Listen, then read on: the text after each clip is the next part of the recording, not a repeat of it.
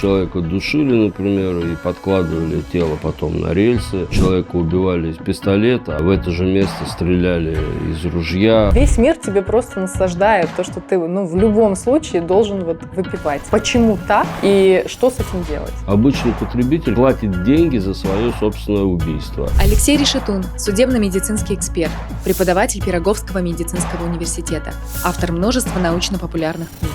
Ведет телеграм-канал Моссудмед, в котором наглядно показывает последствия неправильного образа жизни. Нельзя никогда оставлять ребенка с домашним животным наедине. Секунда или даже меньше. А потом исправить уже ничего нельзя. У вас не возникло какого-то вообще разочарования? Я знаю, что после смерти жизнь не заканчивается. Друзья, у меня к вам очень важная просьба. 98% зрителей, которые смотрят наши выпуски, до сих пор не подписаны на наш канал. Вы не представляете, какое огромное значение ваша подписка имеет для работы канала. Именно благодаря количеству подписчиков по-настоящему топовые гости гораздо охотнее придут к нам на разговор. Поэтому, если вам нравится то, что мы делаем, пожалуйста, уделите нам 3 секунды и подпишитесь на наш канал. Ну и, конечно, не забывайте лайкать и комментировать. Большое спасибо, приятного просмотра.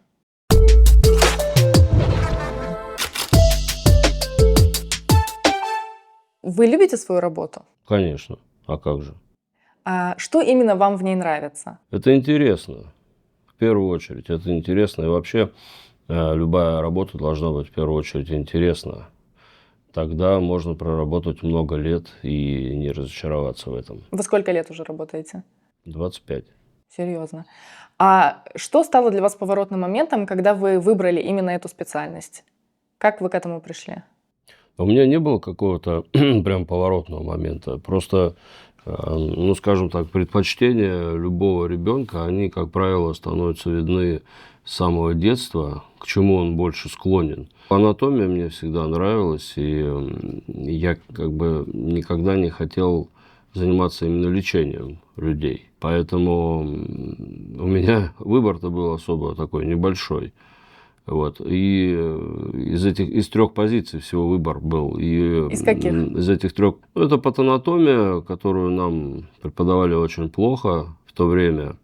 Это были 90-е годы, врачам было, преподавателям не до студентов, они просто деньги зарабатывали, чтобы хоть как-то выжить. Это преподавательская деятельность, которую я тогда для себя не рассматривал, потому что я считал и считаю, что сразу после института идти преподавать – это не очень хорошо.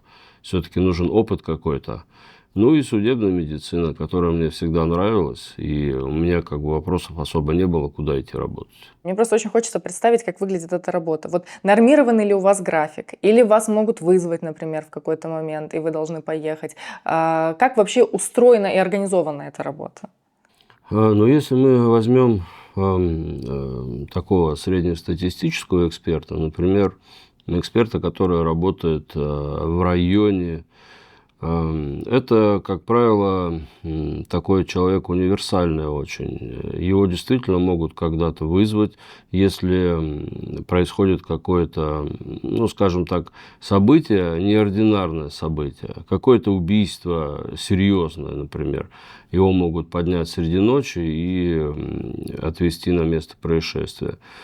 Если мы говорим о эксперте, который работает в условиях какого-то городского бюро, большого города, то здесь, опять же, узкая специализация у людей. И есть определенные эксперты, которые занимаются только выездами на место происшествия. У них суточные дежурства по 24 часа. В пределах этих суток они выезжают на места происшествия. А люди, которые работают в морге, например, вскрывают трупы, они, как правило, не выезжают. Они занимаются только этим видом деятельности. У них рабочий день нормированный. Мало того, что он нормированный, он еще и сокращенный, потому что работа наша считается вредной. Вот как-то так.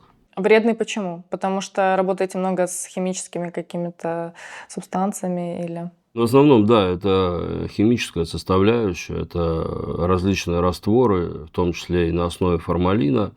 Вот только из-за этого. Поэтому у нас и сокращенный рабочий день, и льготный пенсионный стаж. А вот так вот на выезды вы сами так работали когда-то? Или вы всегда работали? Конечно, Да. много лет я ездил, да, много лет. Вот сегодня как выглядит ваш обычный рабочий день? Сейчас я в большей степени работаю в медицинском университете. Мой рабочий день сегодняшний, он немного отличается от стандартного рабочего дня судебно-медицинского эксперта. Вот. Если говорить о стандартном дне, так как я совсем недавно работал, это день выглядит очень просто. Вы приходите на работу, получаете задание какое-то, значит, имеется в виду определенные медицинские документы на несколько, например, покойников. Или одного, или двух, или трех, там по-разному. До этого работу уже распределил вам ваш начальник. Я ознакомлюсь с этими медицинскими документами, я понимаю, с чем мне придется поработать, какие обстоятельства смерти конкретных людей. После этого иду в секционный зал, там провожу необходимые процедуры, выхожу, принимаю душ, если нужно, переодеваюсь, иду к себе в кабинет и занимаюсь там уже своей этой печатной работой, формирую заключение судебно-медицинского эксперта, получаю анализы, которые приходят из лаборатории, все это дело обобщаю, формирую выводы, и так далее. Вот как-то так. Вы, наверное, уже многократно сталкивались с этим. Могли бы вы какой-то топ таких распространенных мифов, которые как не специалисты себе представляют работу судмедэксперта, которые не соответствуют действительности никак?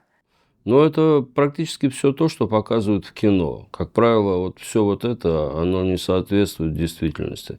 Очень, скажем так, приятно даже видеть, что благодаря моей первой книге очень много этих мифов исчезло. О том, что эксперт – это такой полусумасшедший, неухоженный человек, который, скажем так, очень неряшлив, принимает пищу там, где работает, и так далее. То есть, довольно грубый, пошлый человек, скажем так, который занимается на месте происшествия всем абсолютно. Там он и фотографирует, он и находит, изымает отпечатки пальцев, и упаковывает чего-то, и тут же работает и по трупу. В общем, куда ни плюнь, везде какая-то неправда, мягко говоря. В реальности, то есть эти работы это как бы распределены между большим количеством людей, у каждого своя какая-то узкая специальность. Конечно, да, у каждого члена следственной оперативной группы есть свои обязанности, и они их выполняют, не мешают друг другу. Я знаю, что судмедэксперты часто проходят психиатрическую экспертизу. Правильно? Обследование? Не часто. Почему часто? Регулярно, да, скажем так. Раз в 5 лет у нас плановый осмотр нарколога, психиатра. Да, хорошо, соглашусь, не так часто. Но да. Что именно на ней проверяется? То есть, что должны там выяснить? Ничего особенного. Это стандартное прохождение определенных специалистов, через которых проходит очень много людей, имеющих другие профессии, абсолютно. То есть, просто тебе задают стандартные вопросы, например, такие же, которые вам задают, когда вы получаете водительские права и также проходите, например, наркодиспансер или психдиспансер. То же самое примерно. То есть, ничего специфичного к профессии там абсолютно нет. Это стандартно довольно все. Да. Да, конечно. А любопытно, вы в каком-то интервью недавно говорили, что замечаете, что в последнее время очень много женщин идут в эту профессию. С чем вы это связываете? Это эмансипация всеобщая, она наблюдается уже много-много лет, и мир меняется, женщины становятся сильнее, они прекрасно понимают, что они хотят, они не боятся ставить себе какие-то цели, реализовывать эти цели. А мальчики, наоборот, они становятся такими очень ранимыми, какими-то нежными. И стараются выбирать такие специальности медицинские, где бы было почище, поприятнее, пахло бы и так далее. К сожалению, это так последние годы. Интересно. Вы говорите, к сожалению. Вы с сожалением к этому тренду относитесь?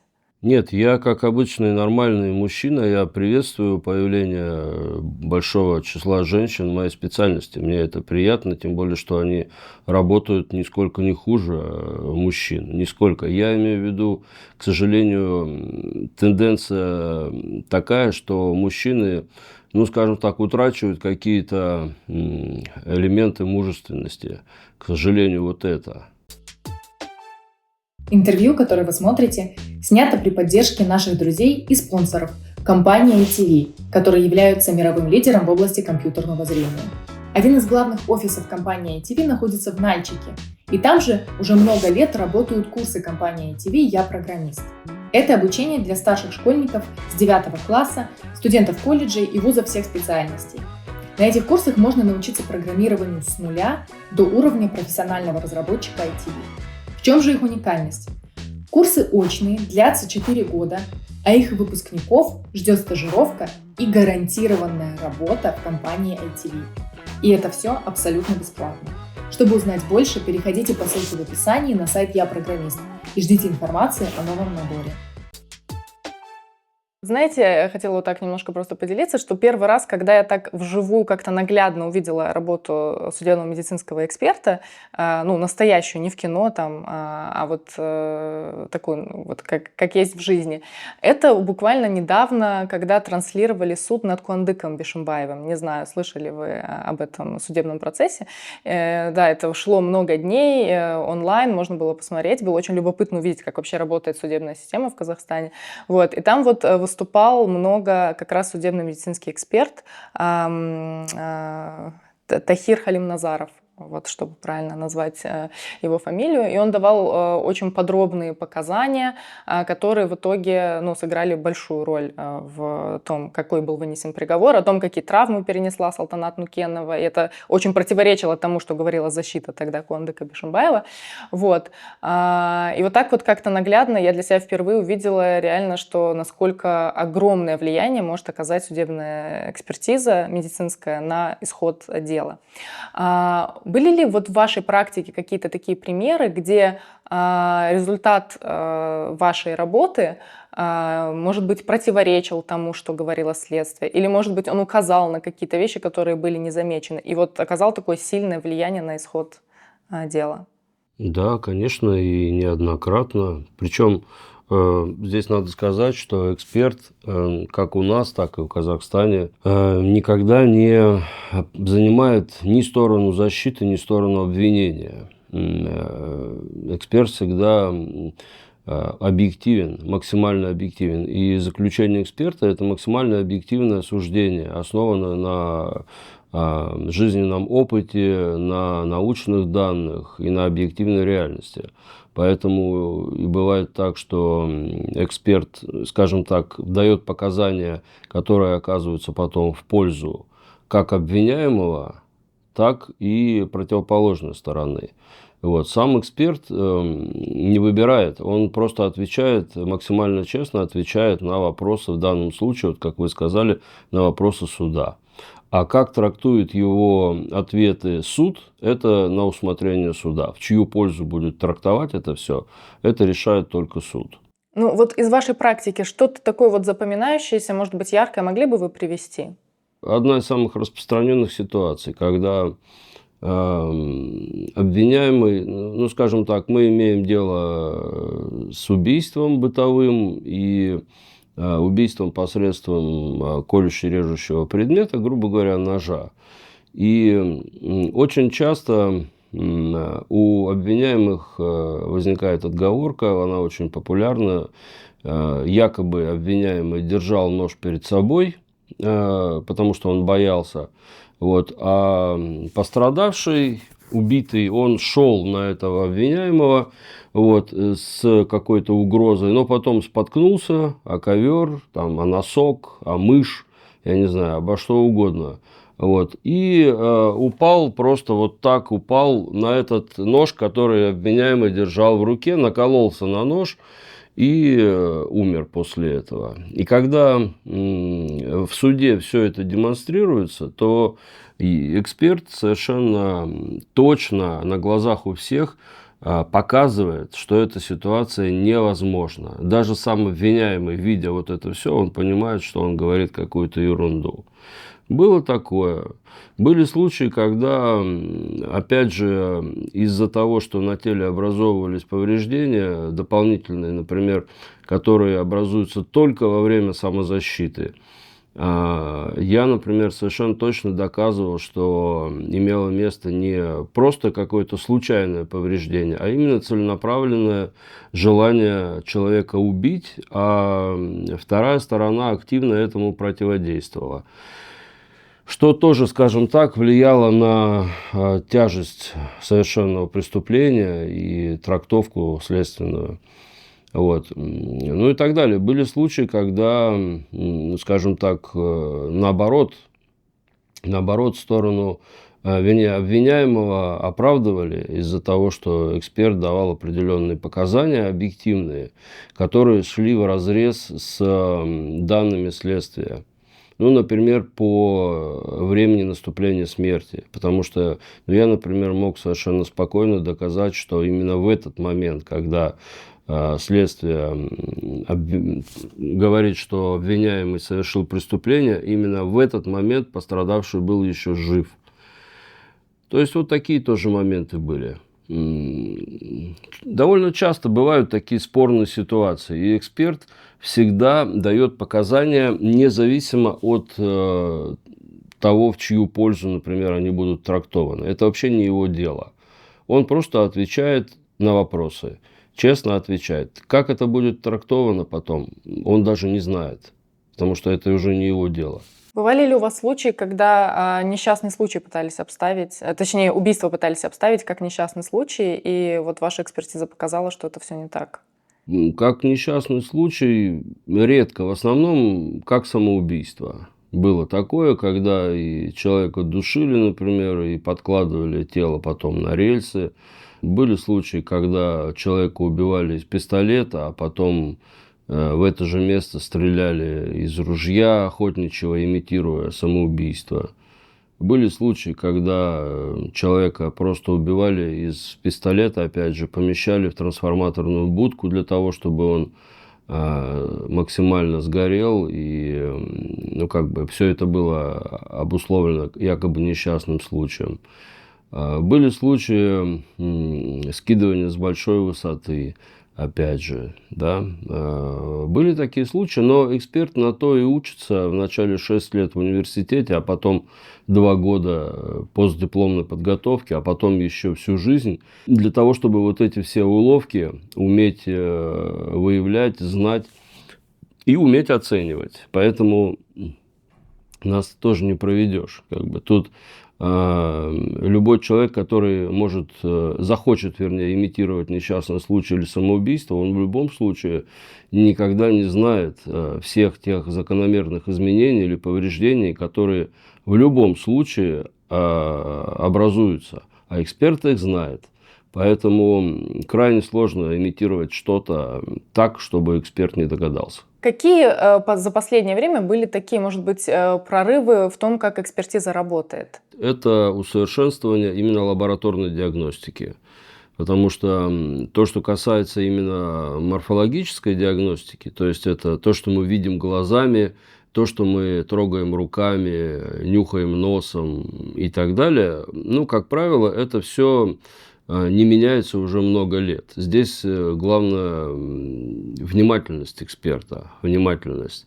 А вот те исследования, которые связаны с работой лабораторий, наших множественных лабораторий, вот тут каждый год появляются какие-то новые методы, которые позволяют, или, скажем так, сузить время наступления смерти. Или, например, даже попытаться предположить, кто был за рулем в автоаварии, например.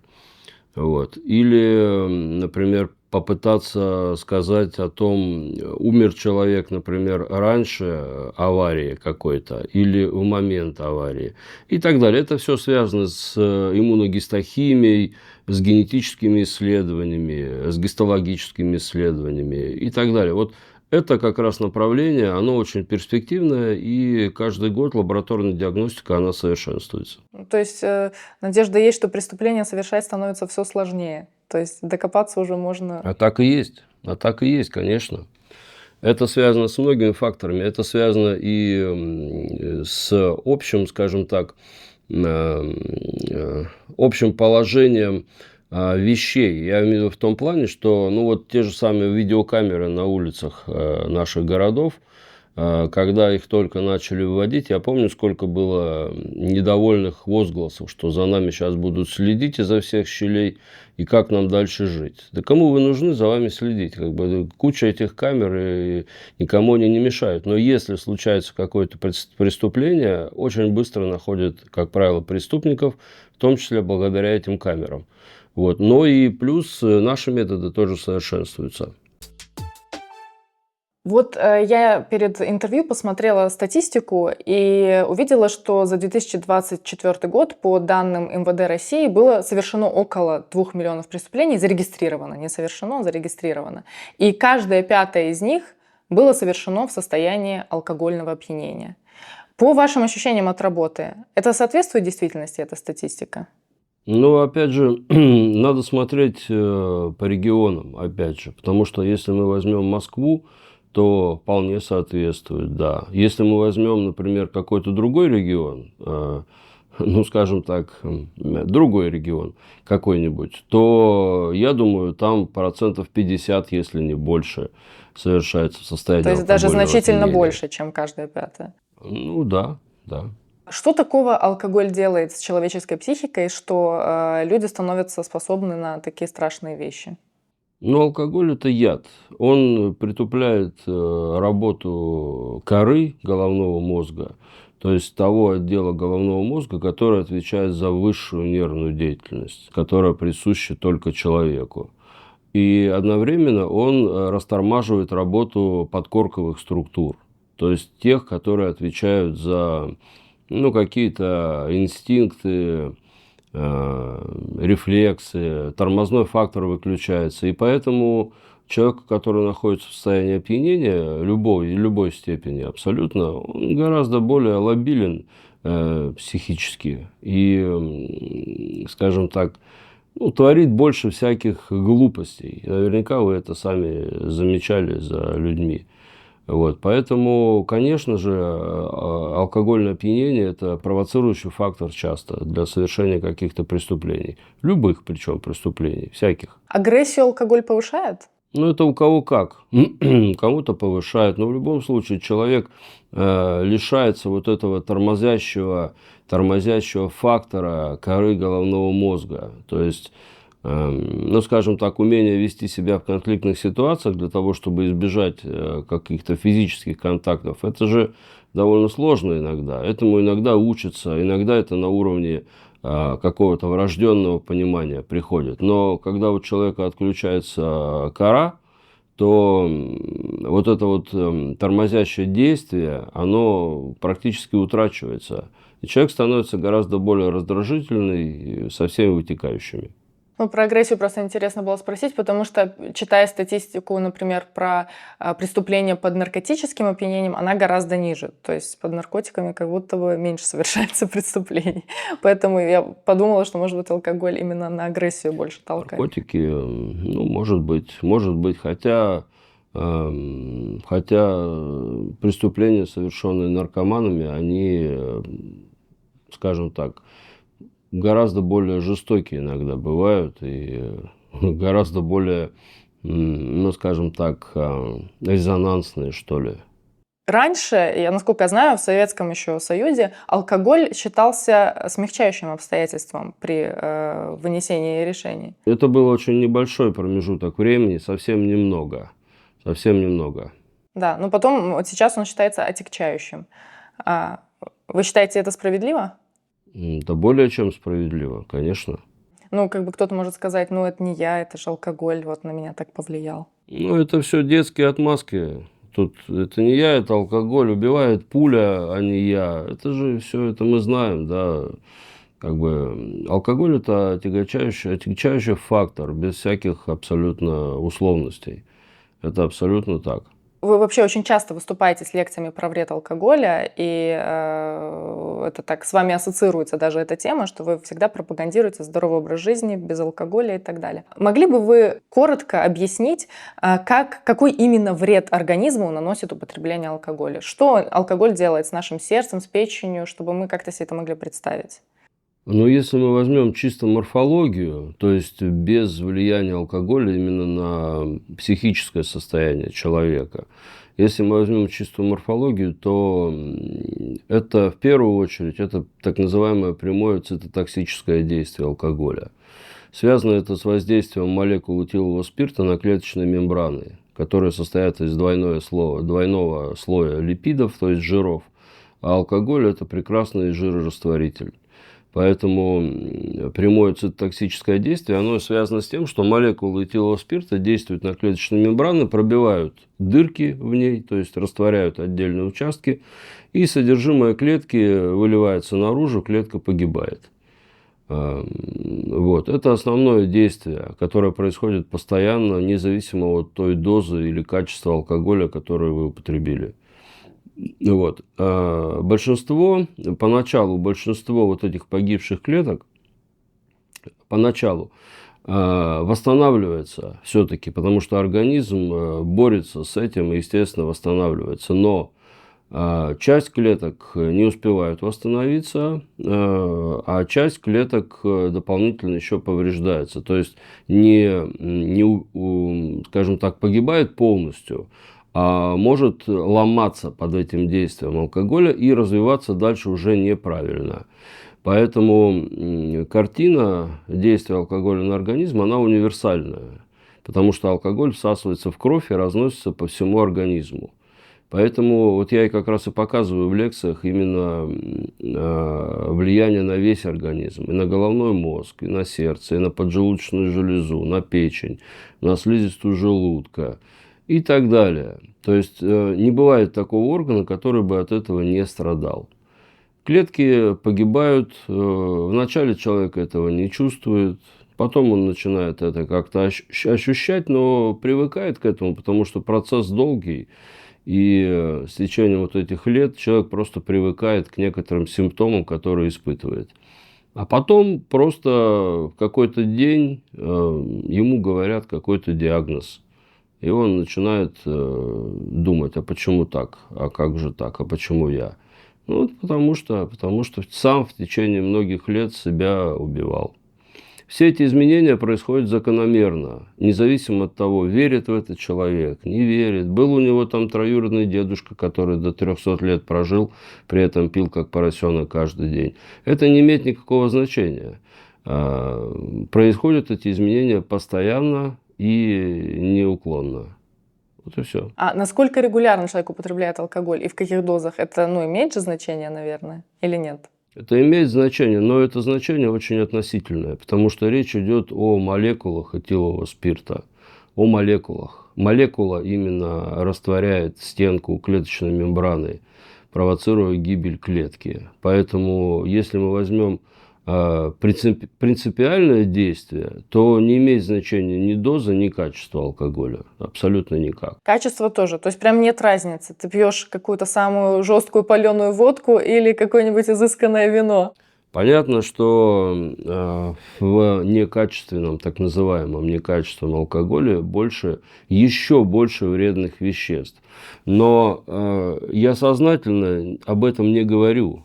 Сознательно, потому что речь идет о том веществе, которое находится в любом алкогольном напитке, в любом, даже если это коньяк за 200 тысяч. Это этиловый спирт. Я говорю именно о влиянии этилового спирта на организм. Это понятно, что дополнительные какие-то примеси, они тоже влияют негативно. Но я об этом стараюсь не говорить, чтобы просто людей не путать. Речь идет именно об этиловом спирте, а он есть везде. Вы сами не пьете алкоголь вообще? Ни в каких дозах, даже по праздникам, никогда. Зачем? На Новый год вы как, стакан воды поднимаете? Да, зачем? Зачем употреблять на Новый год алкоголь? Для чего? Мгм. А так всегда было, или вы в какой-то момент такое решение для себя приняли? Нет, я был нормальным человеком, все как положено. Но, понимаете, я всегда думал, что человек, он, ну, как бы, он должен эволюционировать. Я всегда так думал. И хотя бы в каком-то личном плане даже эволюционировать. И когда я стал работать экспертом в 99 году, просто я решил проверить вот те самые мифы, заблуждения, которые сейчас у людей присутствуют. Я решил это проверить на практике, потому что у меня материала было очень много. Ну, не воспользоваться этим было просто глупо. Поэтому я в течение многих лет все это дело изучал. И на трупах, и разговаривал с родственниками погибших, и выяснял очень много обстоятельств, читал литературу, в том числе и зарубежную, и сделал для себя определенный вывод, которому придерживаюсь до сих пор. Есть такое ощущение, что вообще культура употребления алкоголя, она проникла в нашу жизнь. Это независимо от страны. Это и в России, и в Германии, и в Англии, во всех странах. И даже если мы не берем ситуацию, где люди, допустим, пьют по-черному с утра до вечера там, от безденежья и безработицы где-то в глубинке, а берем вроде как образованных, там, состоявшихся людей, которые просто ведут обычную социальную жизнь, алкоголь постоянно сопровождает эту жизнь. То есть ты приходишь на какое-то мероприятие, в любом случае, не знаю, на свадьбе будет алкоголь, хочешь ты или нет. А я не знаю, там, вы выходите на ужин с коллегами или на корпоратив, алкоголь в каком-то виде в любом случае будет присутствовать. Вы недавно рассказывали, кажется, в социальных сетях, что вы ходили с коллегами там, на 23 февраля куда-то в кафе, и вам в качестве комплимента предложили тоже там на выбор какой-то ликер, водочку, там еще что-то от кафе.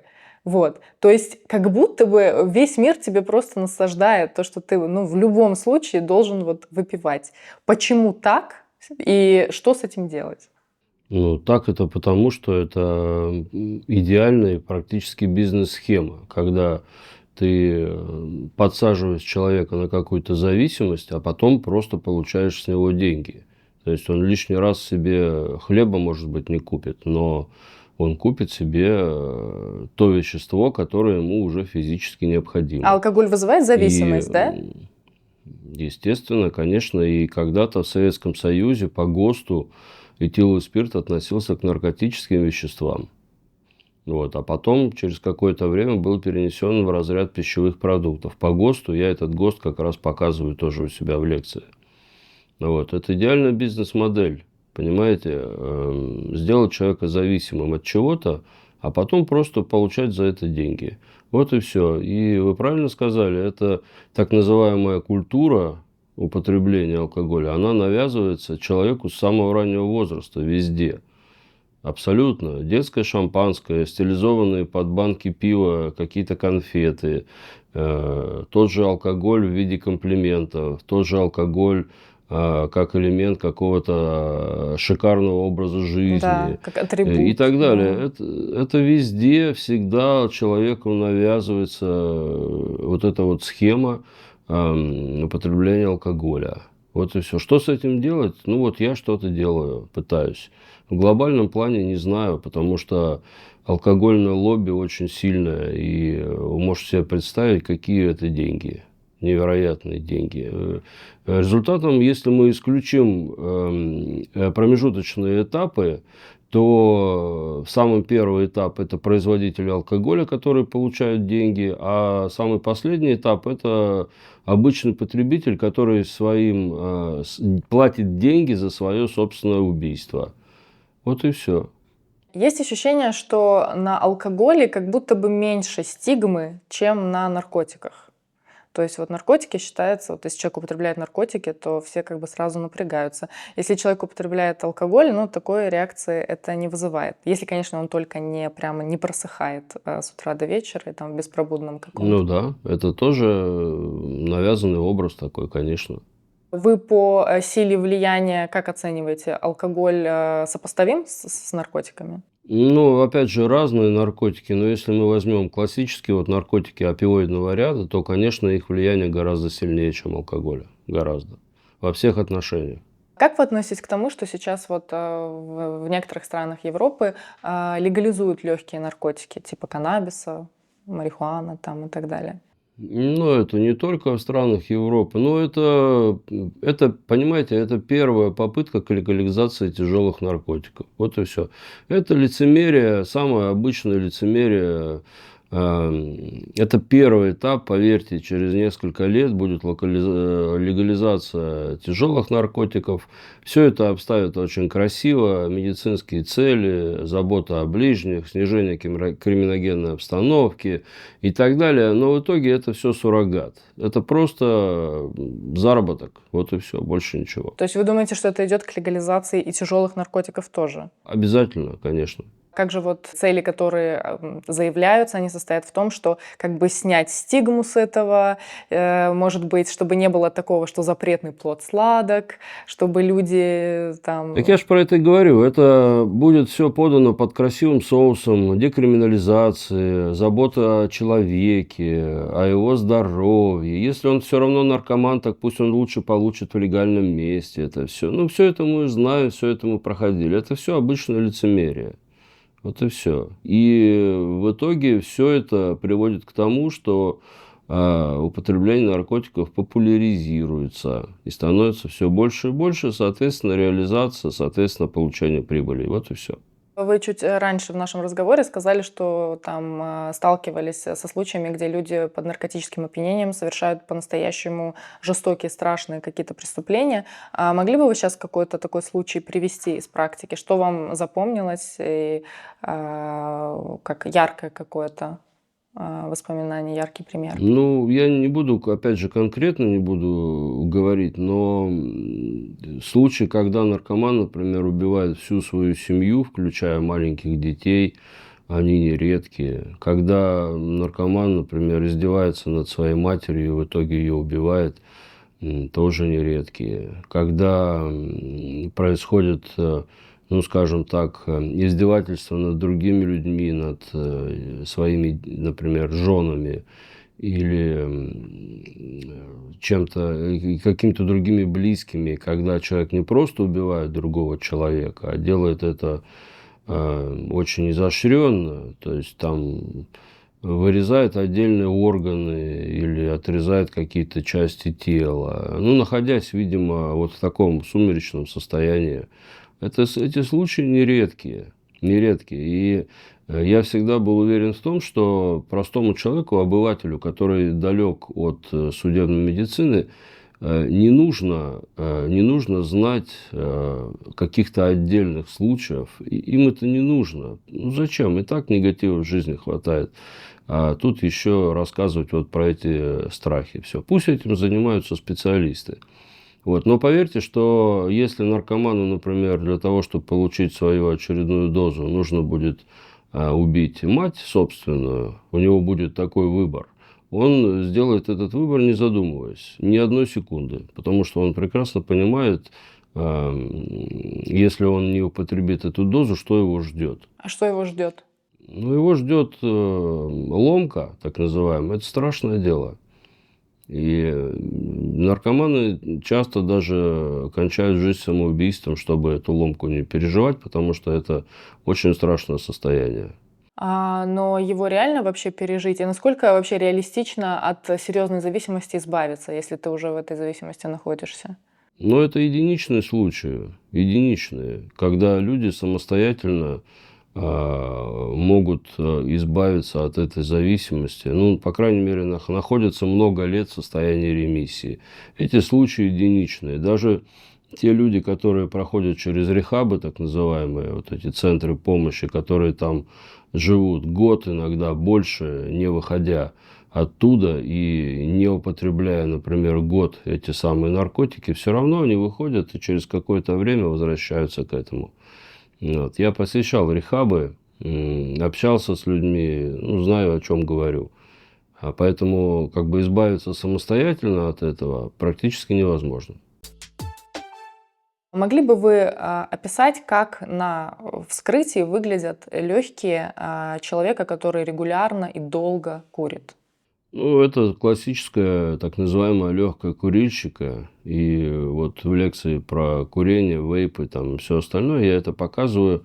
Это классика, значит, легкая, с черными пятнами или полосками в виде отложения вот этих сажи в альвеолах. Черные эти участки – это отложение вот этих вот продуктов, которые входят в состав дыма сигаретного. Они накапливаются в альвеолах внутри легкого, и вот там находятся очень-очень долго, практически всегда. Вот. Классическая легкая курильщика можно всегда отличить от легких жителя большого города, например, или какого-то другого. Вы как-то тоже в интервью говорили, что, например, люди, которые курят электронные сигареты, то этого компонента сажи в них нет, и, допустим, легкие выглядят иначе. Но, тем не менее, это тоже оказывает большое влияние на состояние легких. Да, конечно. Тот факт, что человек не вдыхает дым при употреблении электронных сигарет, он как раз используется вот этими людьми, которые говорят, что парение нейтрально для организма, безопасно и так далее. Это тоже вранье, конечно, полное. Ну, действительно, фактора вдыхания дыма здесь нет, но человек вдыхает в себя аэрозоль, в составе которого находится огромное количество, просто ядерная смесь веществ, которые, ну, скажем так, в таком нагретом состоянии оказывают просто разрушительное действие на легочную ткань в первую очередь, приводя к очень тяжелым последствиям и, самое главное, необратимым последствиям. Вред от обычного курения и такого вот, я не знаю, вейпов, парения сопоставим? А мы не можем сравнивать их, потому что механизмы несколько другие. То есть и то, и другое приводит к разрушению организма. Вот вы часто ездите с лекциями, например, в школах. Я видела у вас тоже недавно, кажется, ВКонтакте вы выкладывали, что были в школе, и именно про курение вы разговаривали с детьми. Мне любопытно, как дети реагируют, когда вы приходите с этими лекциями? Они заинтересованы или они скептически настроены, что вот какой-то дядя приехал, ну, там, значит, нравоучение читать? Или как? Какие у вас ощущения от этих встреч? Я прекрасно знаю, как дети относятся вот к таким дядям, которые приезжают их чему-то учить, потому что я сам был таким. Поэтому я стараюсь всегда разговаривать со школьниками на их уровне. То есть не возвышаться над ними и разговаривать с ними на их языке. Поэтому у меня на лекциях практически всегда интерес и вопросов очень много, и любопытства. Вот. Ну, я стараюсь доносить информацию так, чтобы не было какого-то отторжения со стороны школьников. Пока вроде получается. А какие вопросы чаще всего задают дети? Что их интересует? Ну, они задают те вопросы, которые, в принципе, всегда у детей были. Это по поводу того же самого алкоголя, то, что все думают, про те же самые вейпы, потому что, ну, как бы они абсолютно уверены, что это безопасная штука, и родители многие уверены, даже многие родители сами покупают детям. Детям покупают? Вот. Да, и такие случаи бывают, да, потому что, ну, люди очень многие находятся в таком стереотипном заблуждении, что, ну, подумаешь, это же не сигарета, это же не вредно. Вот. Мозги переформатированы у людей. Вот и все. Вот. А дети спрашивают всякие вещи, там, можно ли избавиться от вреда от сигареты, если выпьешь стакан молока, например. Ну, то есть то, что вот в детском возрасте вот такие всякие мифы кочуют, этим старшеклассники сказали, да что ты там подумаешь, что придешь домой, молоко выпьешь, и у тебя чистые легкие. Ну, все, и в это верят. Вот про это спрашивают. Но я пытаюсь всегда говорить с ними очень, ну, скажем так, на их языке. На их языке, потому что тут очень тонко все. Если они почувствуют, что я пытаюсь их как-то надавить, научить жизни, как-то их, сразу будет отторжение. Это в этом возрасте естественный процесс. А по вашему ощущению, я понимаю, что у вас, может, нет какой-то конкретной статистики, но есть же такое ощущение вроде бы, что сейчас вообще информация стала гораздо более доступна. Сейчас уже много чего можно посмотреть в Ютубе, почитать. Если раньше, может, люди могли сослаться, что они не в курсе или не знают, сейчас уже про очень много связанное со здоровьем информация стала гораздо более доступна. Курение стало менее популярно или его популярность не падает, независимо ни от чего?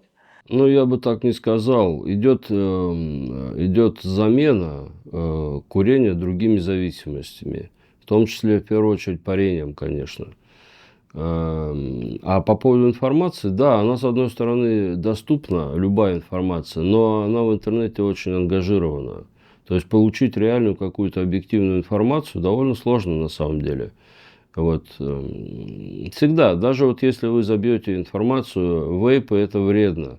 Ну, вылезет много статей, где будет написано, вейпы это вредно, да, но и дальше начинается. Вот обоснования какие-то, оправдания, все то же самое касается алкоголя и всего остального. И получить реальную объективную информацию сейчас довольно сложно. Хотя, казалось бы, информации очень много. Вот и все. Я живу в Германии сейчас, и здесь вообще очень развита культура езды на велосипеде.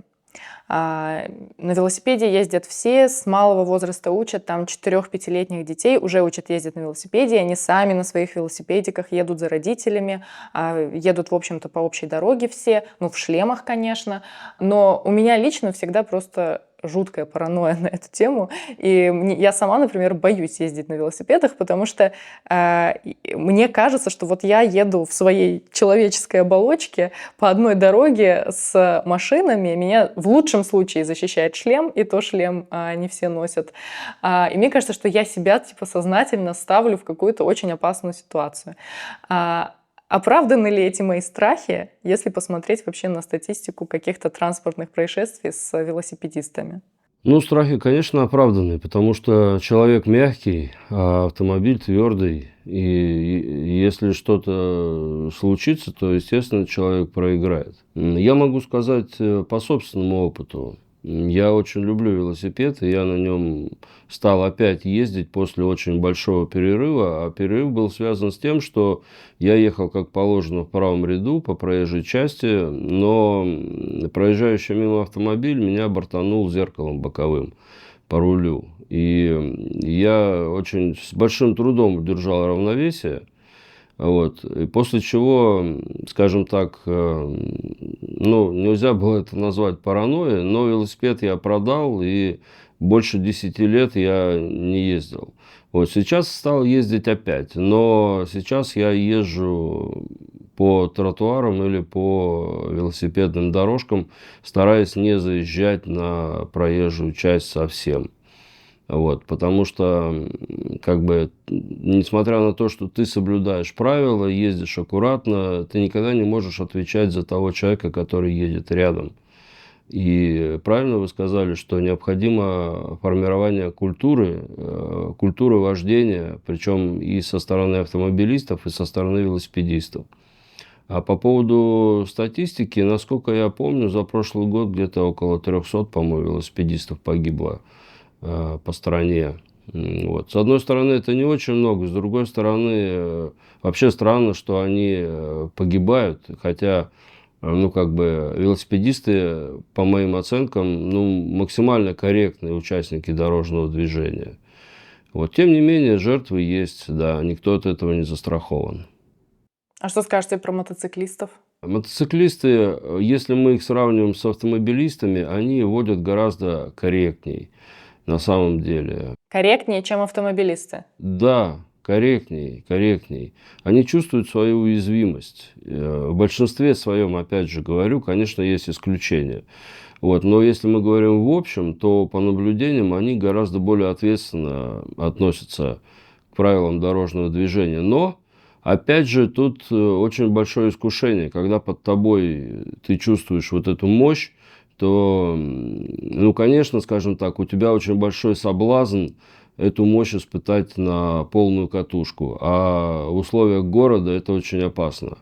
Поэтому, к сожалению, не проходит ни одного сезона, чтобы мотоциклисты не погибали. Очень часто, кстати, не по своей вине, опять же. Насколько важно, опять же, может быть, у вас есть статистика какая-то, быть пристегнутым в автомобиле? Это сильно влияет на исход происшествия, если такое случилось? Да, пристегиваться нужно в 100% случаях в обязательном порядке. Даже, этот вопрос, один из вопросов, который для меня не подвергается какому-то даже обсуждению. По-другому просто нельзя. Вы знаете, я вот сама родом с Кавказа, и я просто могу сказать, что я не знаю почему, но на Кавказе нет в культуре вообще вот понимания, что нужно пристегиваться. Потому что это западло, это мужик не будет пристегиваться. Но это же бредятина самая полнейшая, понимаете? Да, я не знаю, меня это настолько удивляет, когда люди специально делают, знаете, такие затычки, которые вставляются знаю, туда, заглушки чтобы не такие, да. пикало. Да. Но лишь бы не пристегнуться ни в коем случае. А что вы скажете про детские кресла? Вот насколько я знаю, они вообще, например, в России стали обязательны только с 2007 года. Начали возить детей в детских креслах. То есть до этого дети ездили в целом, может, их тоже пристегивали, но просто в машине садились, как и взрослые люди. Насколько детские кресла влияют на исход дорожно-транспортных происшествий? Мы тут говорим не только о детских креслах. В правилах написано, в правилах дорожного движения написано, что это должно быть детское удерживающее устройство.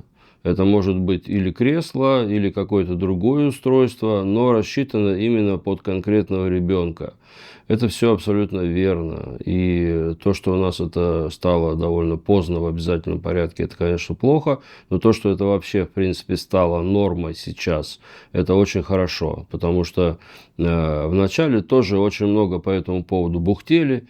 Я помню прекрасно. Но сейчас это абсолютнейшая норма, когда ребенок ездит в специальном кресле. Это же не просто так взято из головы. Это были проведены сложные исследования, расчеты. И ребенок гораздо, больше шансов имеет сохранить жизнь и здоровье, если он находится в таком специальном кресле, которое рассчитано под его рост, вес и так далее. Поэтому, если родитель с головой дружит, для него нет сомнений, что выбрать. Например, жизнь и здоровье своего собственного ребенка или какие-то непонятные заблуждения по поводу этого кресла. Поэтому сейчас это в России, по крайней мере, абсолютно адекватно воспринимается и прекрасно все это используют. То есть никто даже не думает, надо ли им покупать или нет. Просто люди думают, когда им это кресло купить, где купить. Но то, что это нужно сделать, это сомнению не подлежит. Да, с этим согласна. Но, знаете, бывают такие ситуации, например, когда ты с ребенком ловишь такси, скажем. Приезжает такси, у тебя, естественно, с собой этого кресла нет, и в такси этого кресла нет. И вот встает такой вопрос. Вам вроде проехать недалеко, возьму на руки, проеду, или везде опоздаю, но дождусь и найду этого кресла. Знаете, я сам сталкивался с такой ситуацией. Таксисты просто не везут, потому что, во-первых, они налетят на очень большой штраф. Во-вторых, если вдруг, не дай бог, что случится, и ребенок в такой ситуации пострадает, это вплоть до уголовной ответственности. Поэтому я довольно часто пользуюсь такси, и очень часто бывает так, когда я сажусь в салон, и в салоне уже закреплено кресло детское. Или, например, если мы едем вдвоем, водитель это кресло снимает и убирает его в багажник. Практически у всех таксистов сейчас такие устройства присутствуют. Могли бы вы привести какой-то топ бытовых ситуаций, которые люди недооценивают опасность этих ситуаций, а они могут привести по-настоящему к трагическим последствиям? Слушайте, сейчас наступает сезон очередной детской смертности или детских повреждений. Эти повреждения происходят каждый год примерно в одно и то же время. Я не знаю, как за границей, я думаю, что там тоже такие случаи бывают. У нас, например, как вначале ребенка приучают приучают играть на подоконнике, пока он еще маленький. То есть сажают ребенка на широкий подоконник, он там играет, он смотрит вниз, ему интересно. Вот. Потом он начинает сам передвигаться, сам залазит на этот подоконник, все нормально, все хорошо. Но потом наступает весна, вот сейчас. И люди, естественно, открывают окна на проветривание. Хочется свежего воздуха, ставят противомоскитные сетки, абсолютно не думая о том, что ребенок-то не понимает, что такое противомоскитная сетка. И все, и такие дети, они облокачиваются на раму, на сетку, и вместе с сеткой вылетают вниз на улицу и получают или травмы, или погибают. Эти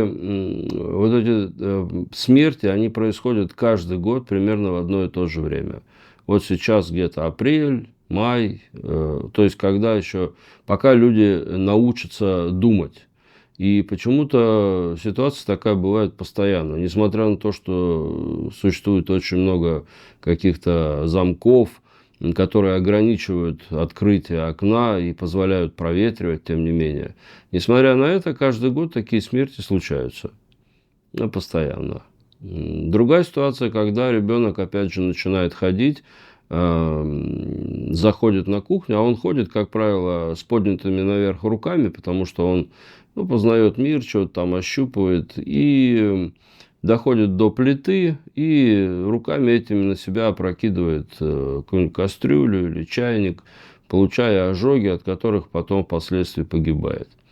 И то есть у людей, часто в голове даже ничего не щелкает, они даже не понимают, что надо поставить на дальнюю конфорку какой-то суп, например, кипящий. Или вообще, почему ребенок находится на кухне, когда происходит там приготовление пищи. Почему он там находится, что он там вообще делает. Вот в наше время такие вот элементарные понятия у взрослых людей, они как будто атрофировались. Это факт. И много чего еще происходит. Но когда погибает ребенок маленький, который еще не может оценивать свои действия, у него нет чувства страха, самосохранения, то, конечно же, в этом прямо или косвенно виноваты взрослые. Конечно. Вот вы говорите, у людей в наше время атрофировалось это понимание. А что вы под этим подразумеваете? Вы считаете, что сейчас стало больше этого недосмотра? Я не знаю, что с людьми случилось, но человеческой тупости стало гораздо больше. И, я могу сказать вот по своему поколению, некоторые, скажем так, вещи кажутся моему поколению элементарными. Нас этому не надо было учить. Мы это знали как-то сами по себе. Вот сейчас, пока человеку не скажешь, он даже не догадается о том, что так делать нельзя. Возьмем самый банальнейший пример. Заходя в салон, например, автобуса или метро, человек с рюкзаком на спине, нормальный человек, его снимает автоматически. То есть, во-первых, это нужно, чтобы у тебя из рюкзака что-нибудь не вытащили. Во-вторых, это просто нужно для того, чтобы ты не мешал другим. Вот эти вещи, у людей моего поколения, они находятся в крови, как говорится, на автомате. То есть я не понимаю, как я, например, зайду с рюкзаком и его не сниму. Но это автоматически, я даже об этом не думаю. Современные люди, наверняка вы это видели, абсолютно не задумываются о том, что этим своим рюкзаком они причиняют очень большие неудобства всем окружающим. И пока человеку об этом не скажешь, он даже сам это не поймет, что так делать нельзя, что надо снимать рюкзак. Это самый такой банальный пример, понимаете? Почему так получилось, я не знаю. Но то, что вот этой тупизны, скажем так, среди людей стало больше, это факт. Если мы выйдем в плоскость каких-то рекомендаций, которые можно дать родителям, то какие-то самые такие главные советы вы могли бы дать, чтобы обезопасить себя и своих детей? Вот вы говорите насчет окон, да, то есть какие-то специальные устройства покупать, закрепляющие, которые позволяют и проветривать, но при этом не открывают. Ребенок, во-первых, никогда не должен воспринимать подоконник как место для игры. Его нельзя к этому приучать никогда в жизни. Во-вторых, ребенка никогда нельзя оставлять без присмотра, даже на очень небольшое время.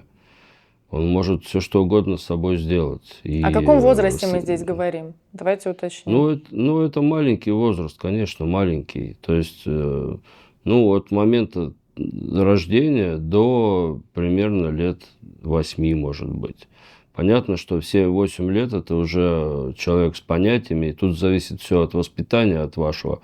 Конечно, то есть способен человек как-то критически оценивать какие-то вещи, научили вы его чему-то к этому возрасту или нет.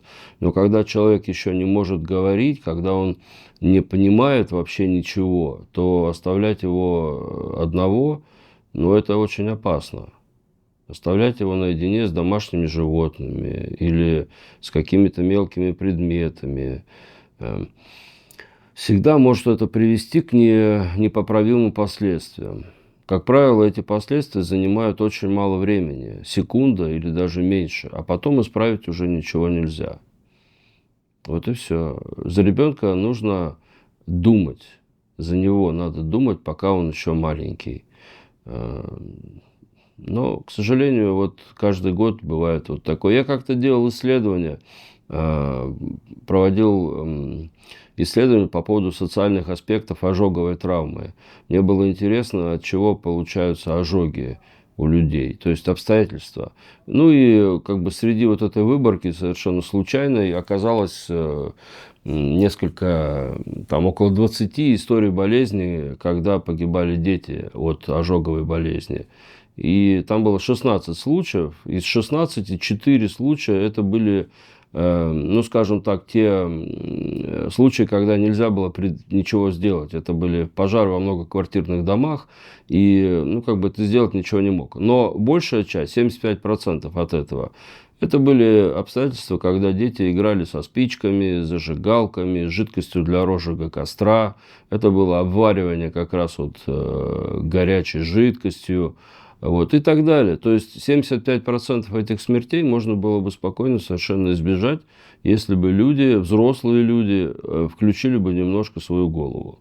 Вот и все. Когда ребенок играет с жидкостью для розжига костров, и при этом она загорается, неужели ребенок в этом виноват? Речь идет о детях до 7 лет, например. В любом случае, это косвенная вина взрослого человека, а не ребенка. Вы упомянули про домашних животных. У вас есть домашние животные? Да. Какой у вас такой совет, может быть, который связан с тем, чтобы тоже создать безопасную среду, если есть в доме и ребенок, и домашнее животное?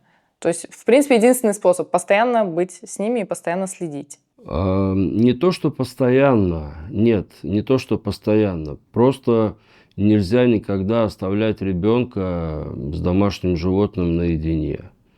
Вот и все. То есть, это может быть соседняя комната, например, как-то, да, или ребенок может играть с этим животным под вашим присмотром. Это все понятно. Но когда родители уходят, например, из дома, оставляя ребенка маленького наедине с собакой, минут на 10 буквально, то это не очень хорошо. Домашнее животное – это в первую очередь зверь. Это животное, и как оно отреагирует на какой-то раздражитель, мы никогда предсказать не можем. Даже если это прекрасно воспитанное, замечательное животное, которое прекрасно относится к детям и так далее.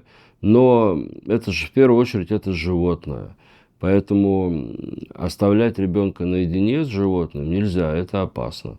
Часто тоже бывают случаи, связанные с детьми, особенно с маленькими, когда дети могут чем-то подавиться. То есть детям режут всегда максимально. Даже я знаю, что все педиатры говорят, нужно виноград резать чуть ли не до 5 лет, потому что это большой круглый предмет, может просто застрять в горле и так далее. Что должен уметь каждый родитель в оказании первой помощи, может быть, чтобы снизить эти риски и обезопасить себя? Если мы говорим об угрозе дыхания, например, Да. острой угрозе дыхания, то в первую очередь надо вызвать скорую. В первую очередь быстро, грамотно, без лишних слов, без лишних эмоций вызвать скорую и потом просто проводить реанимационные мероприятия до приезда скорой. Как это сделать? Ну, скажем так, говорить теоретически об этом можно, но теория без практики здесь, она ничего не стоит. Именно поэтому я всегда говорю, что каждому человеку нужно обязательно пройти курсы по оказанию первой медицинской помощи. Потому что это может коснуться каждого человека абсолютно. Но в теории и в практике это совершенно разные вещи. Разные. Поэтому тот же самый прием Геймлиха нужно отработать именно практически, чтобы он на автомате был у человека, на автомате. Тот же самый удар, например, в спину при острой угрозе дыхания. Это все им нужна практика в первую очередь. Причем не один, не два раза сделано, а именно отработанные движения до автоматизма. А это можно сделать только в условиях прохождения профессионального курса. Нужно это делать до приезда скорой помощи. Потому что задача поддержать ребенку жизнь до приезда скорой.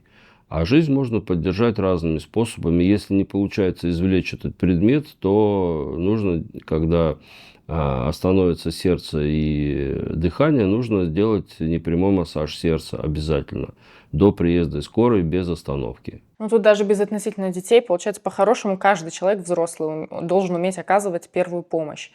Что еще сюда входит? Могли бы вы как-то перечислить, что по-хорошему каждый должен уметь делать? На самом деле там очень немного таких вот состояний. Это, как правило, в первую очередь, это компрессия грудной клетки. Это непрямой массаж сердца, то, что называется. Нужно знать, как это делать.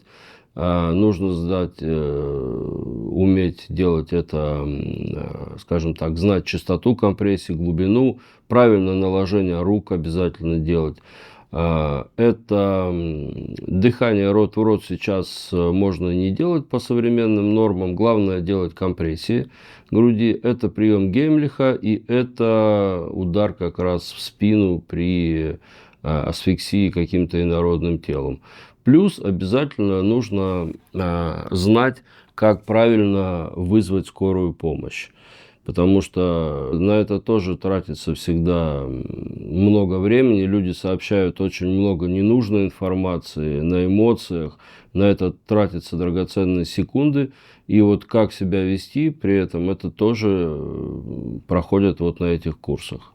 Но самое главное, это просто без эмоций, да? Какую информацию надо первую сказать? Нужно сказать адрес обязательно, нужно сказать пол, возраст и в 2-3 словах сказать, что случилось. Ну, например, отсутствие дыхания, сердцебиения. Все, больше ничего не надо. Скорая должна принять этот вызов. И после этого, если человек находится без дыхания и без сердцебиения, до приезда скорой помощи нужно производить непрямой массаж сердца без перерыва. Тогда есть шанс этого человека спасти. Вы лично сталкивались в своей жизни или в своей практике со случаями, где именно умение оказывать первую помощь спасло человеку жизнь? Да, 2 раза было у меня такое в жизни. Это у вас в личных каких-то контактах было На или улице, в практике? просто на улице. Когда вы вышли по улице? Да. И вы оказали первую помощь человеку? Да. А что происходило, что именно было? Просто люди были без сознания, без сердцебиения, дыхания. В одном случае женщина умерла, а в другом случае человека увезли, и я не знаю, что с ним случилось. Ну, я просто имею в виду, вы шли по улице и уже увидели человека без сознания, или человек Да. как бы... Да, Все верно, да. Так должен, в принципе, делать каждый человек неравнодушный. Это так называемая гражданская ответственность.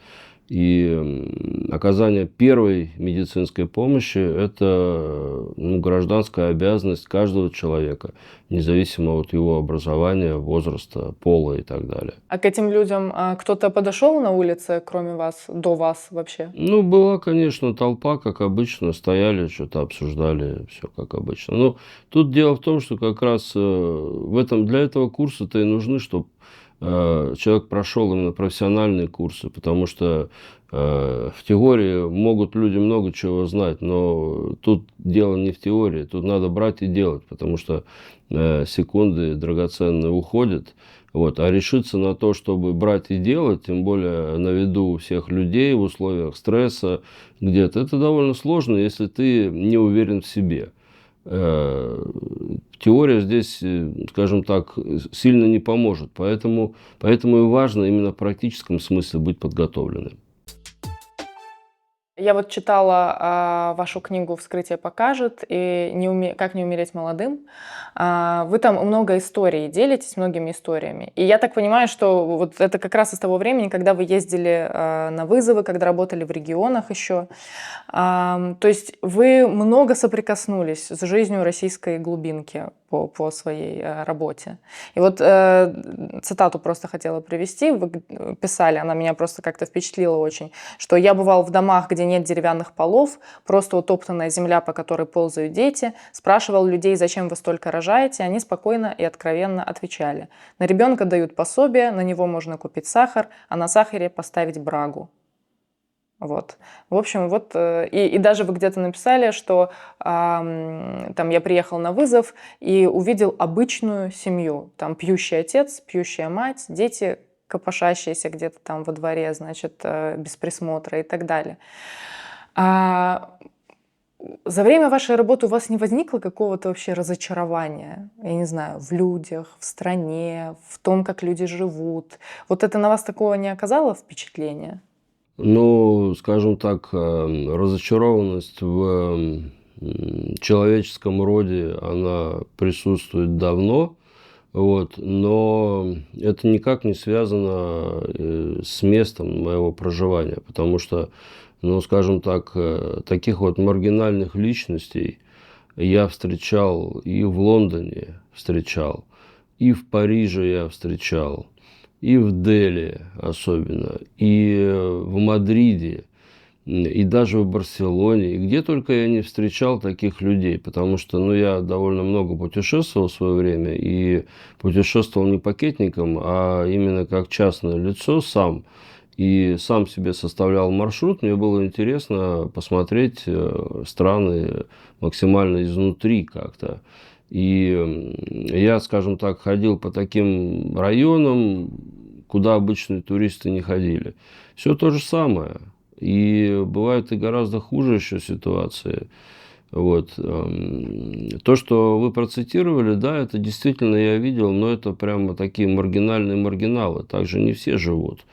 Но, скажем так, конечно, с учетом того, что я вам уже говорил, что я считаю, что люди должны эволюционировать, а не регрессировать. Все-таки эволюция – это эволюция сознания, если хотите. Это естественный процесс, на мой взгляд. И, конечно, когда ты видишь взрослых людей, которые, ну, скажем так, максимально ограничены, им ничего не надо, они полностью антисоциальные, то, конечно, разочарование какое-то в этом есть. Но при этом у меня очень много знакомых и даже незнакомых, и студентов, которые совершенно противоположны этому образу. Вот, поэтому не все так плохо, как может показаться. И надежда все-таки она присутствует. Вот, и для нашей страны, для моей страны и для других стран. Поэтому, ну, всегда так было. Так было всегда. Люди всегда делились на какие-то социальные слои. И эти социальные слои вели себя совершенно по-разному. Поэтому это естественный ход исторических событий. Мы с этим сделать ничего не можем, к сожалению. А тот факт, что вы в ходе работы столько имеете дело вообще со смертью, он повлиял на ваше мировоззрение и отношение к жизни? К своей вообще?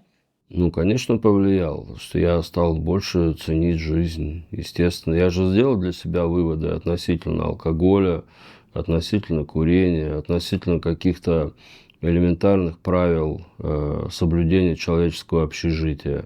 Все это так или иначе облегчает жизнь непосредственно мне и людей, которые меня окружают. Из нашего разговора, я думаю, зрители могут извлечь большое количество каких-то рекомендаций, где нужно быть более осторожным, что иметь в виду, на что обращать внимание. Но не всегда бывает, что ты прямо все можешь проконтролировать. И вы сами писали тоже в книгах и в интервью рассказывали, что часто бывают нелепые происшествия абсолютно, когда вот просто какое-то стечение обстоятельств. Вот могли бы вы какой-то топ примеров, которые вам запомнились из этой категории, привести? Такие нелепые просто смерти. Они так или иначе, как правило, практически всегда связаны с алкогольным опьянением. Так или иначе. И очень часто такие случаи начинаются со слов «смотри, как я могу», например, или «я 100 раз так делал», давай, в общем, такой, люди... например, люди в поезде от скуки просто могут поспорить, кто больше всех выпьет. И кто проиграет, тот за всех платит. Ну, и в итоге там до населенного пункта доезжает человек, который умер от отравления алкоголем. Просто на пустом месте. Или человек, который закуривает сигарету дома вечером, засыпает и умирает от того, что выгорел кусок диванной обивки, например, на участке где-то 20 на 20 сантиметров всего лишь. Просто несколько вдохов вот этого дыма, и человек умирает. Вот. Ну и так далее. То есть все это настолько иногда бывает, глупо, что, скажем так, несколько даже обидно за человеческий род. Но, с другой стороны, так же всегда было, так всегда происходит и происходило, и будет происходить. Независимо, еще раз говорю, от страны, потому что люди-то в основном одинаковые. Ну, то есть это в любом случае это все более-менее сводится к человеческой глупости собственной. То есть такого, что какая-то невероятная вселенная просто там как-то так сошлась, это редко бывает. Чаще всего человек просто сам себе такую ситуацию создал. Сам человек, да, он сам себе создает эту ситуацию, сам. Напоследок хотела задать еще вот такой вопрос. Я знаю, что вы пишете сейчас книгу о копейском маньяке, правильно я понимаю? Какая была ваша роль вот в этом деле? Я работал тогда судебно-медицинским экспертом именно в этом городе, где все это происходило, поэтому и жертвы эти все проходили через меня. И потом, когда человека этого задержали, то освидетельствование его я проводил. Так что я непосредственный участник этих событий. Какое у вас создалось впечатление вы говорите, освидетельствование проводили самого этого? Впечатления двоякие. У меня же есть лекция на эту тему. Она называется «Копейский не маньяк». Вот. Копейский не маньяк. И там я именно объясняю, что это, конечно, серийный убийца. Да, он убил 6 человек, 6 женщин. Вот. Но назвать его классическим маньяком нельзя, конечно. Вот. Это глубоко больной человек, инвалид детства по психическому заболеванию. У него грубая задержка психического развития, очень тяжелая наследственность, причем как по линии папы, так и по линии мамы. И, скажем так, не снимая с него ответственности за то, что он лишил жизни 6 человек, тем не менее, определенная доля сочувствия к нему, конечно, есть. Потому что он просто не понимал, что он делает. И если бы такой человек рос во времена Советского Союза, который я помню очень хорошо, то, конечно, бы он таких преступлений не совершил, потому что тогда надзор за вот такими людьми, он осуществлялся по накатанной программе, они проходили профилактическое лечение, принимали препараты, работали прекрасно на какой-то несложной работе, вот как он, например, в зеленом хозяйстве коммунальном, постригал кусты, ухаживал за растениями. Всю жизнь мы проработал, и ничего бы не было абсолютно ни с ним, ни с его окружением. Но после того, как страна распалась, естественно, все вот эти вот, скажем так, этапы оказания психиатрической помощи, фтизиатрической, там, венерологической и так далее, все же это было разрушено в те времена.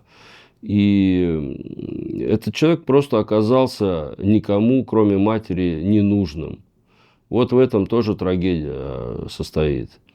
А он Вот и всё. оказался вообще вне всей этой системы, то есть он нигде не стоял на учете, никто не знал, что Он стоял на учете, но, понимаете, стоять на учете – это одно, и иметь инвалидность пожизненную – это одно, а, например, это, скажем так, надзор за такими людьми, профилактическое лечение, адаптация его, этим всем раньше занималось государство.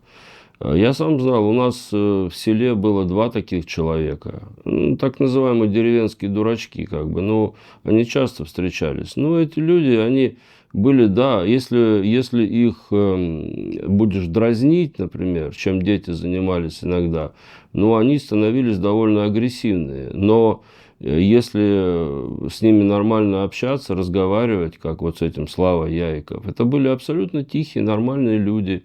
Да, они были очень, скажем так, такие заторможенные в плане умственного развития, но никакой агрессии никому никогда они не проявляли. Они несколько раз в год проходили профилактическое лечение, состояли на учете, за ними присматривали. И никаких, скажем так, негативных действий никогда от них не было. И у него было бы то же самое, если бы он остался вот в этой вот системе. Но она разрушилась вместе с Советским Союзом. Он оказался никому не нужным.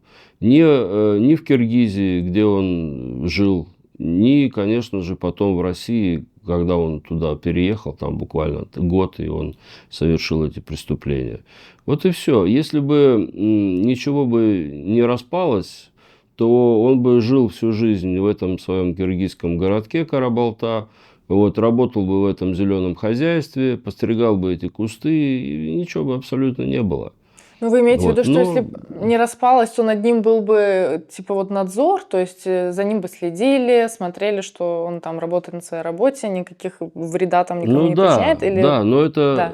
да, конечно, но это не выглядело как вот так, что за ним постоянно ходит какой-то санитар Ну и да, я за ним понимаю. наблюдает. Нет, это один раз или 2 раза в год просто этот человек в плановом порядке ложился в больницу, где его обследовали, проводили курс лечения, смотрели динамику его развития, вот, прописывали определенные препараты, которые бы он принимал каждый день в течение всей жизни. Ну, то есть был какой-то вот такой надзор именно медицинского характера. После чего он бы оттуда выписывался и спокойненько бы работал опять там, где он работал. И все. Ему же, как бы, это просто олигофрены, это не шизофрения какая-то, где у человека может снести крышу, да, это человек просто олигофрен. Ему доверяли острые предметы, он спокойно постригал эти кусты, вот и все. Ну, как бы, сколько таких людей. Но система оказания медицинской помощи, вот эта психиатрическая, она была разрушена вместе с Советским Союзом, и он оказался никому не нужным. То есть сейчас такой системы вообще нет. Сейчас вот нет этих обследований плановых. Нет, ну Сейчас почему? это не работает так. Сейчас все это потихоньку восстанавливается, конечно. Вот. Не забывайте, что те события происходили в 2002-2003 году. Ну да, это было свежо довольно всё давно, было. тем более это была периферия, это был Урал все-таки. Вот. Но, конечно, по сравнению с тем, что было тогда, уже никогда не будет, потому что времена изменились, законодательство изменилось, сами принципы оказания психиатрической помощи изменились. Поэтому, как было тогда, уже не будет, конечно. Вы много раз в интервью говорили, что вы человек, ну, верующий, но не религиозный. То есть вы верите в Бога, но Скорее да, чем нет. скорее верите, чем нет. Скорее я больше верующий, чем религиозный. Мне было интересно, я в свое время прочитал и Бхагавад-гиту, и Упанишады, и Коран в 4 переводах. Я не знаю арабский, но в переводе Пороховой, там, различных других. Я все это дело прочитал, Крачковского и так далее. Вот, и Библию, и, ну, как бы я скорее все-таки верующий человек, чем религиозный. То есть вы себя к какой-то конфессии не отнесли, просто вы верите, Почему? что Я что-то есть? православный человек, Православный. Вы себя крещенный во считаете младенчестве. православным? Да, конечно, конечно. Ваша работа повлияла на то, верите ли вы в то, вот в то, есть ли что-то после смерти или нет? Да, повлияло. Каким образом? Ну, мы сейчас опять подходим к тому самому вопросу, за который меня всегда ругают, что типа сказал А, теперь говори Б. Но я-то сам никогда про это не говорю. Вот. Я знаю, что после смерти жизнь не заканчивается, скажем так. Вот так. А могу я спросить, из Да. каких соображений вы не говорите об этом? Ну, потому что не нужно говорить о некоторых вещах. Просто не нужно иногда. Придет время, каждый человек сам все узнает. Просто не надо. Зачем? Тут же как бы вопрос такой. Если что-то скажешь, люди начнут говорить или придурок, или что-то еще. Вот. Плюс, опять же, рассказывать про некоторые вещи просто не надо, потому что они твои личные и касаются только тебя. Вот. Выводы, какие из этого я сделал, я уже сказал. Я знаю, что после смерти жизнь не заканчивается. Почему так получилось? Но это настолько личное, что я об этом не распространяюсь никогда. Но я в это верю абсолютно 100%. Я и знаю это. И как вы для себя формулируете, если коротко, в чем смысл жизни? Вот это хороший вопрос, на самом деле. Я не знаю. Наверное, мне кажется, все-таки в любви. Спасибо.